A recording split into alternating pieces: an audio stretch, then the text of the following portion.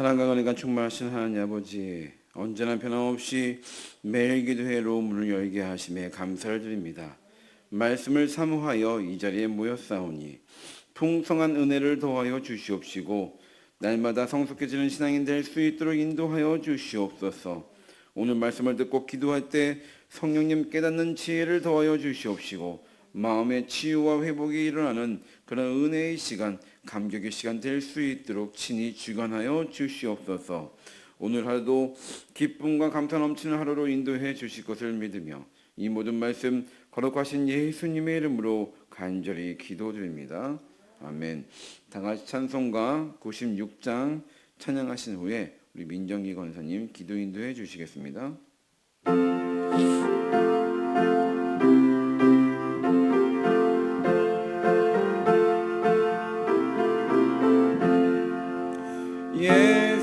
예수님은 누구신가?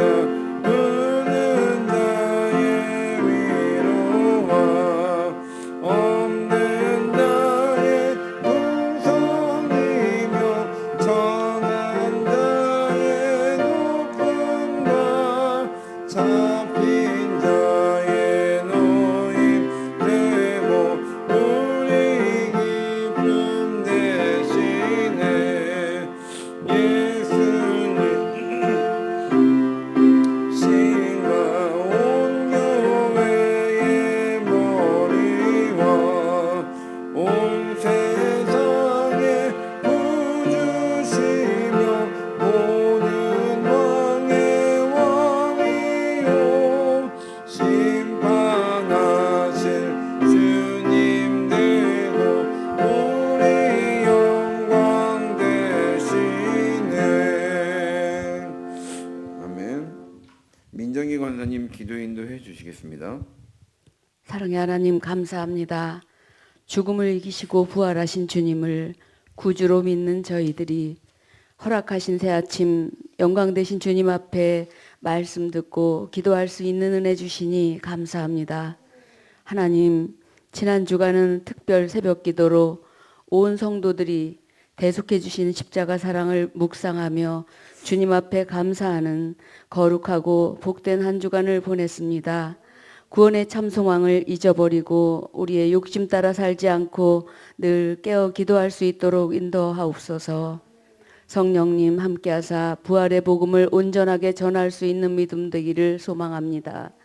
고난 주간에 흘렸던 우리의 눈물이 하나의 절기 행사로 그치지 않게 하시고 기도를 습관화하신 주님처럼 다만 기도에 힘쓰는 저희들 되도록 도와주시옵소서.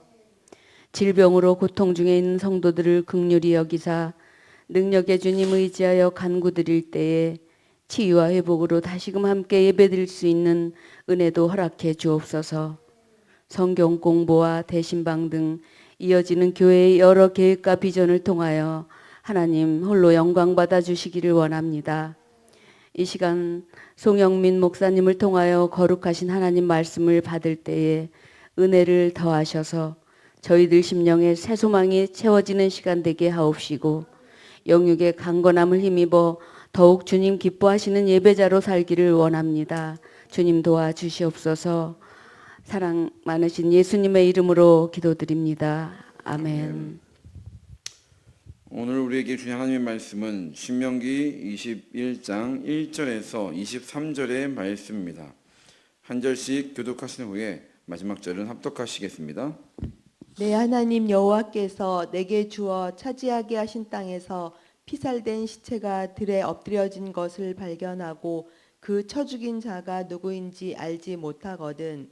너희의 장로들과 재판장들은 나가서 그 피살된 곳에 사방에 있는 성읍의 원근을 잴 것이요 그 피살된 곳에서 제일 가까운 성읍의 장로들이 그 성읍에서 아직 부리지 아니하고 멍에를 매지 아니한 암송아지를 취하여 그 성읍의 장로들이 물이 항상 흐르고 갈지도 않고 씨를 뿌린 일도 없는 골짜기로 그 송아지를 끌고 가서 그 골짜기에서 그 송아지의 목을 꺾을 것이요 레위 자손 제사장들도 그리로 갈지니 그들은 내 하나님 여호와께서 택하사 자기를 섬기게 하시며 또 여호와의 이름으로 축복하게 하신 자라.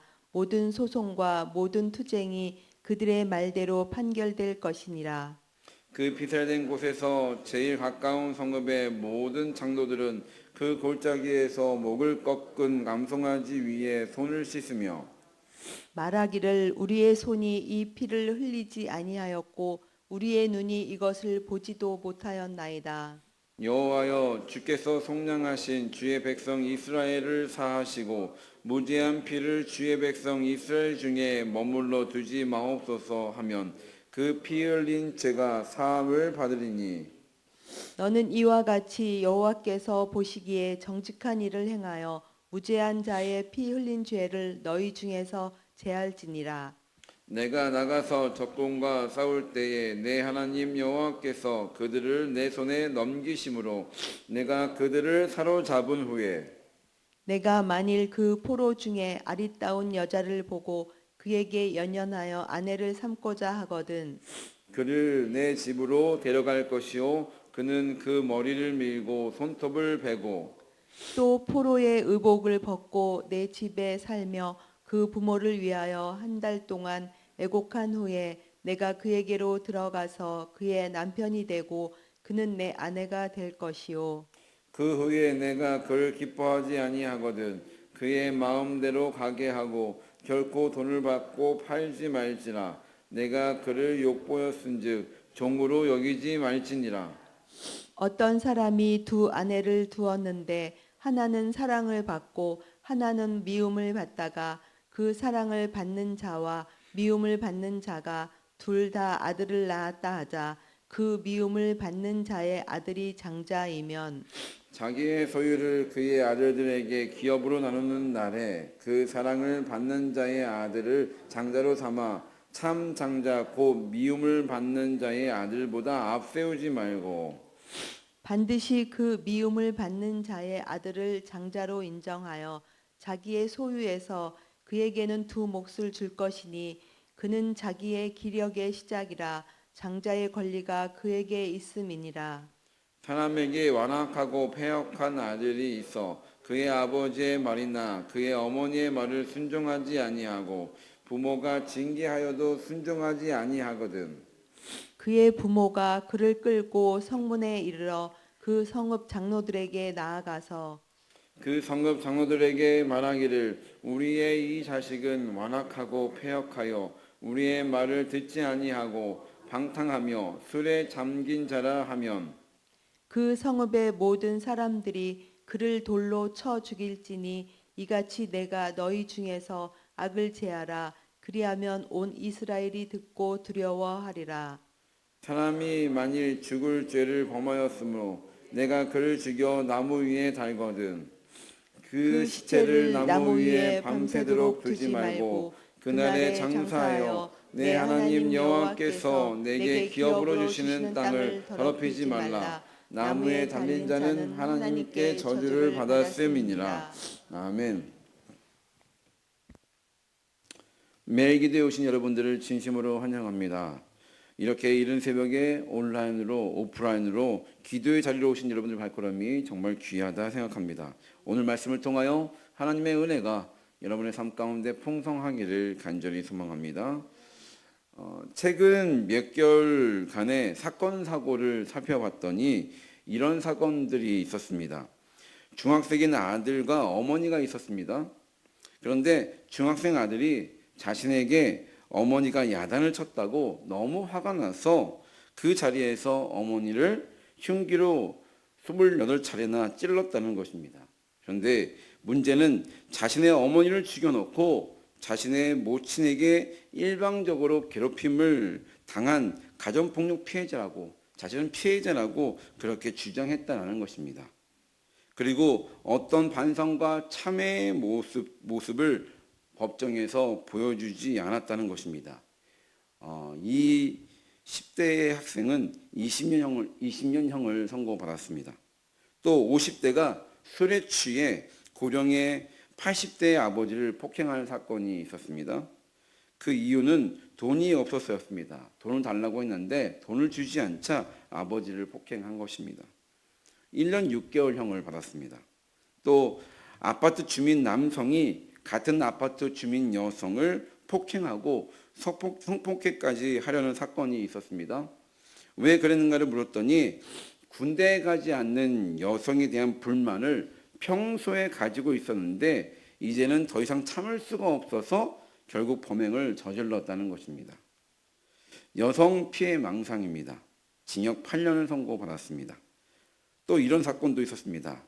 좀 지난 사건이긴 한데 이번에도 한 아들이 어머니를 잔인하게 살해하고 8개월간 안방에 그냥 시신을 방치했다는 것입니다. 그리고 자신은 친구들과 함께 놀러 다녔다는 것입니다. 그런데 형벌은 3년형밖에 받지 않았습니다. 여기까지만 들으면 말도 안 되는 결과라고 흥분할 수 있는 사건입니다. 그런데 그 내막을 보면 상황이 조금 달라집니다. 엄마가 초등학생 때부터 하루에 자기 아들을 16시간씩 공부를 시켰고 아이가 좋은 성적이 나오자 서울대 법대 입학이라는 목표를 정했고 엄마의 기준에서 조금이라도 부족하면 매질에 잠도 재우지 않고 그래도 부족하다 느끼면 밥도 주지 않았다고 합니다. 그리고 책상 앞에서 졸았다고 골프채로 200대씩 때렸다고 합니다. 아이 상태는 한쪽 볼이 내려앉고 또 왼쪽 귀는 고막 손상에 난청 상태였고 엄마의 광적인 집착에 생명의 위협을 느꼈다고 합니다. 엄마가 이렇게 한 것은 또 이유가 있었습니다. 가출한 아빠의 복수심 때문이었습니다. 참 말도 안 되고 비참한 사건이 아닐 수 없다는 것입니다. 분명 폐륜적인 사건인데 안타깝고 안쓰럽습니다. 그래도 잘못은 잘못입니다. 징역 3년을 선고받았습니다. 지금 제가 얘기한 위 사건들의 공통점들이 있습니다. 그 공통점들이 무엇입니까? 다 폐륜적인 사건이라는 것입니다. 폐륜의 뜻이 무엇입니까? 사람으로서 지켜야 할 도리에서 벗어나는 것, 지켜야 할 그 도리를 벗어나는 것, 그것이 바로 폐륜입니다. 그리고 이 사건이 다 법의 심판을 받았다는 것, 그리고 은밀한 내막까지 파악해서 그것에 맞는 그런 징역을 매겼다는 것입니다. 이러한 과정들이 국민들이 법 아래 무엇이 이루어지고 있는 것입니까? 범죄자들이 징역을 살게 되면서 국민들이 무엇을 받게 되는 것입니까?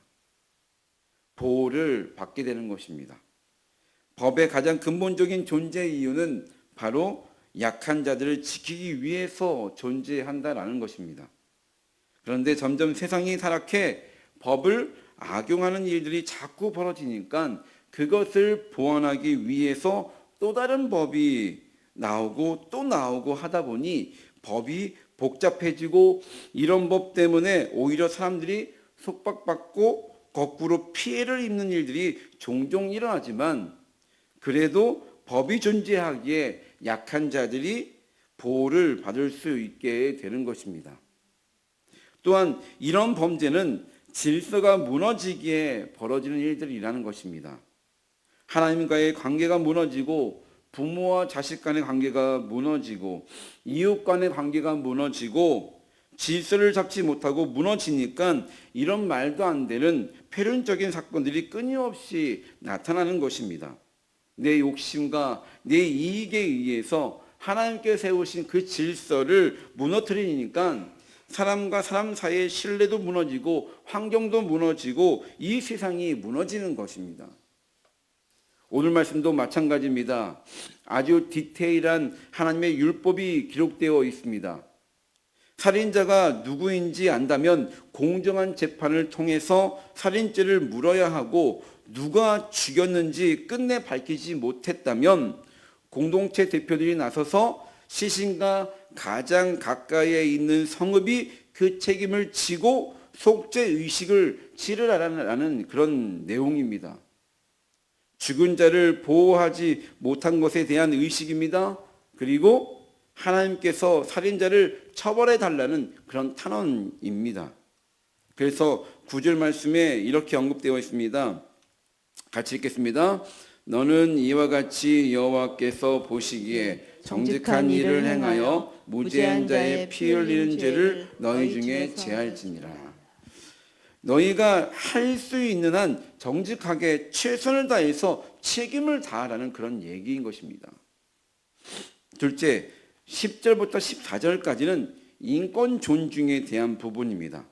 비록 포로일지라도 약하다고 함부로 하지 말고 혹 마음이 있다면 제대로 존중하며 아내 삼아야 하며 혹 마음이 변해 결혼 의무를 이행하지 않으려면 여자를 종으로 팔아서는 안 되고 자유인으로 놓아주어야 한다는 것입니다. 힘없는 자의 인권을 제대로 존중해 주라는 그런 의미입니다. 그러나 요즘은 어떻습니까? 요즘에도 전쟁 중인 나라들이 있습니다. 전쟁이라는 이름하에 어떤 기사 내용들이 올라오고 있습니까? 상대편 군인들로 하여금 전쟁 중에 성폭력 피해 소식이 계속해서 올라오고 있다는 것입니다. 아직도 전쟁 중에는 인권이 존재하지 않다는 것입니다. 여자 포로에 대한 규정이 제대로 지켜지지 않고 있다는 것입니다. 하나님께서 금하시는 일들입니다. 하나님께서 금하시는 일이라고 한다면 하지 말아야 할 짓은 꼭 하지 말아야 합니다. 셋째, 15절부터 21절까지의 말씀은 가정 가운데 약자에 대한 보호하심입니다. 그리고 질서를 말하고 있습니다. 어떤 이유에서든 맏아들에게서 장자의 권리를 박탈하지 말고 폐역한 아들이 부모의 권위를 무시하지 말고 불순종하지 말라는 그런 내용입니다. 이와 같은 모습은 21절 말씀에 이렇게 언급하고 있습니다. 우리 같이 한번 봉독하겠습니다. 시작. 그 성읍의 모든 사람들이 그를 돌로 쳐 죽일지니 이같이 내가 너희 중에서 악을 제하라. 그리하면 온 이스라엘이 듣고 두려워하리라. 가정의 질서를 파괴하는 일은 그 무엇으로도 용서하기 어렵다는 말씀입니다. 악이라 언급하고 있습니다. 그만큼 하지 말라는 것입니다. 그리고 폐역하지 말라는 말입니다. 서로의 도리를 다하고 순리를 거스르면 안 된다는 것입니다. 에베소서 5장 말씀을 꼭 한번 읽어보시기 바랍니다. 에베소서 5장 말씀에 어떤 내용이 등장합니까? 아내는 남편에게 복종하고 남편은 아내를 사랑하고 자녀들은 주 안에서 부모에게 순종하고 부모들은 자녀들을 노엽게 하지 말고 이렇게 가정의 질서를 지킬 때 우리 안에 평화가 가득해진다는 것입니다. 결국 하나님께서 이렇게까지 디테일하게 율법을 정하시고 알려주시고 명령하신 이유가 무엇입니까? 모두가 하나님에게 있어 귀하다는 것입니다. 악을 제하고 약자를 보호하며 질서를 지키라는 그런 뜻입니다. 공동체는 공동체로서의 책임을 다하고 가정은 가정대로 책임을 다하며 개인은 개인대로 기본 도리 책임을 다한다면 하나님 안에서 사랑하고 존중한다면 서로의 질서를 잘 지켜나간다면 이 세상은 하나님께서 창조하셨을 때의 그 모습 보시기에 심히 좋았더라라는 그 말씀, 그 시선을 우리들도 똑같이 바라볼 수 있게 될 거라는 사실입니다. 행복은 멀리 있지 않습니다. 가까이에 있습니다.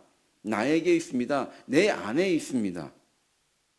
정직하게 하나님의 질서를 지킬 때 그 질서를 소중히 여기며 잘 지켜나갈 때 참된 평안을 우리 삶 속에서 제대로 누릴 수 있게 되는 것입니다. 질서를 지키시기 바랍니다. 그것이 하나님을 사랑하는 길이요 내 가족을 사랑하는 길이며 내 이웃, 이 세상을 사랑하는 길입니다. 사랑의 질서의 그 시작이 우리 빛과 소금 교회 또 우리 모두의 삶 가운데 그렇게 제대로 일어나기를 간절히 소망합니다. 기도하시겠습니다. 사랑과 은혜가 풍성하신 하나님 아버지, 이 세상을 살아가면서 질서를 지키는 일이 왜 이렇게 어려운지요. 때로는 귀찮고 번거롭고 힘들 때도 있지만 하나님이 세우신 질서를 지켜나갈 때 결국 그것이 나를 지키고 내 가족을 지키며 세상을 지키는 이름을 알았사오니 우리의 믿음을 지키는 이름을 알았사오니 하나님께서 세우신 그 질서를 그 법을 생각하며 이 세상을 올바로 고쳐나가는 저희들 모두가 될 수 있도록 인도하여 주시옵소서. 세상은 점점 빛을 잃어가고 도리를 모르며 폐역하고 있습니다. 우리 교회가 우리 개개인이 욕심부리지 않고 겸손함으로 질서에 순응함으로 바른 길잡이가 되게 하옵시며 바른 믿음을 배우는 바른 믿음을 보여주는 그런 교회가 되게 하여 주시옵소서. 그로 인해 하나님의 기쁨된 삶을 잘 살아가는 저희들 모두가 될 수 있도록 붙들어 주시옵소서. 오늘 하루도 하나님께서 원하시는 질서, 하나님께서 원하시는 법이 무엇인지 생각하며 올바로 지켜나가는 그런 하루가 될 수 있도록 인도하여 주시옵소서. 이 모든 말씀 거룩하신 예수님의 이름으로 간절히 기도드립니다. 아멘.